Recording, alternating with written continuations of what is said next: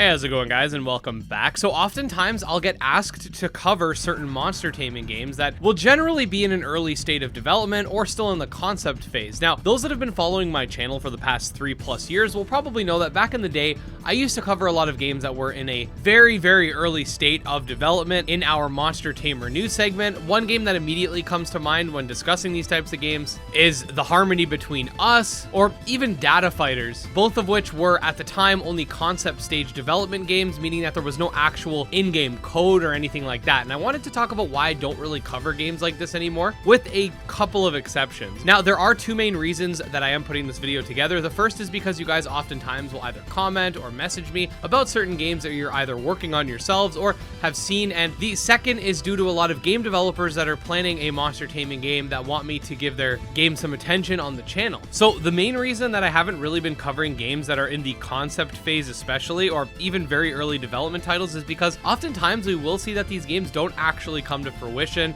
are put on permanent hiatus, or are just dropped altogether. Now, this does happen with games that are in alpha or beta or even higher stages of development as well, but I have noticed that it's a much higher ratio of game concepts that don't actually make it past that conceptual stage itself, and it makes a lot of sense because there's a large jump between writing out a story and concepts and stuff like that, or even getting art commissioned, versus actually getting down to the nitty-gritty aspects of coding. Now, this video is not to throw shade at any game that has had to undergo a hiatus or was canceled, because at the end of the day, that's obviously going to happen. But I have made it a point to at least make sure when covering something that's in the earlier stages of development that there's actually gameplay that is beyond just prototype phase, unless that prototype looks like hella crazy. The reason I've committed to doing this is because, like I said, there's a lot of games that don't end up coming to fruition, and I don't want to overload you guys with a bunch of game ideas or game concepts, or even very, very, very early asset using stages of development that don't actually have any official gameplay just yet. Now, this isn't always going to be the case. For example, I recently put together a video talking about games we actually have not yet seen, but we know are coming.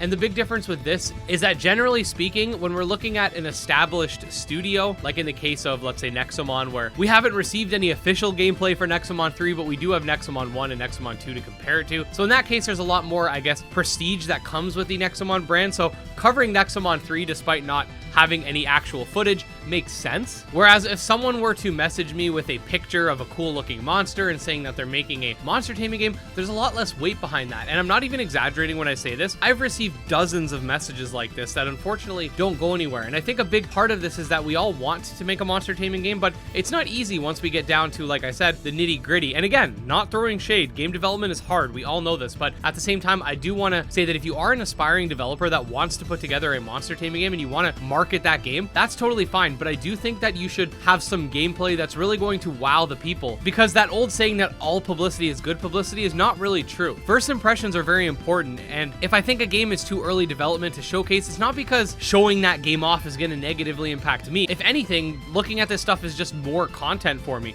It's more so for the developer in question, because I want that first reveal to really make an impression on the community, because we have dozens of really sick looking monster taming games, and if your game is in a state where there's either no gameplay at all, or there is, but it's just like functional but not really stylized, there's a good chance a lot of people aren't going to follow your project, even if the mechanics might be interesting in and of themselves.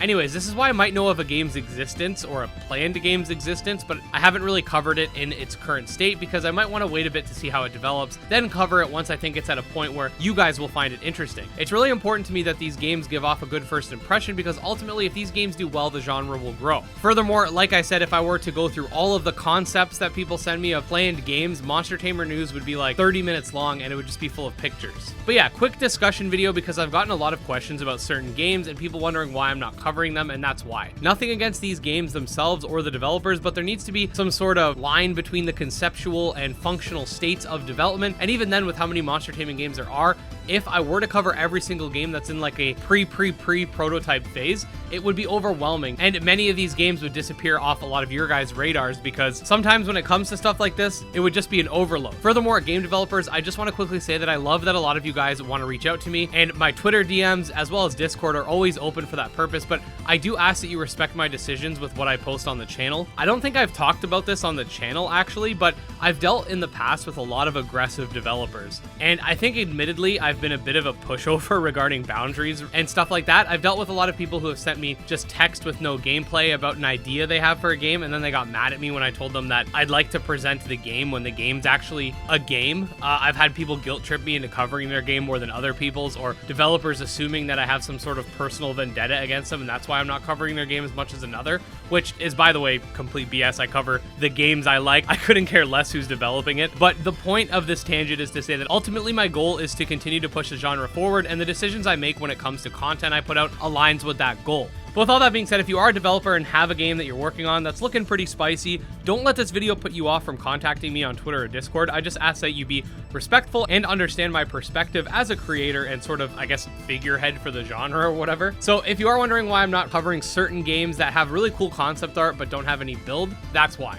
I hope this video presented in a way that makes sense to you guys. I've tried to put together the script for this video like 3 or 4 times because it's really difficult to get my point across without sounding like I'm telling people to leave me alone or to not keep me updated on any games you find that are in early development, because while I might not post videos about these games, I do keep an eye on them. But anyways, let me know your thoughts below. Do you think maybe I should once in a while talk about these early concept games, maybe in their own separate sort of video, like away from the news segment? Like I could do something like concept stage games you never knew about or something. Or do you think I should just give these games time to cook so they give off the best first impressions possible? As always, let me know your thoughts below, and if you are a fan of monster taming games, definitely subscribe to my channel for daily content.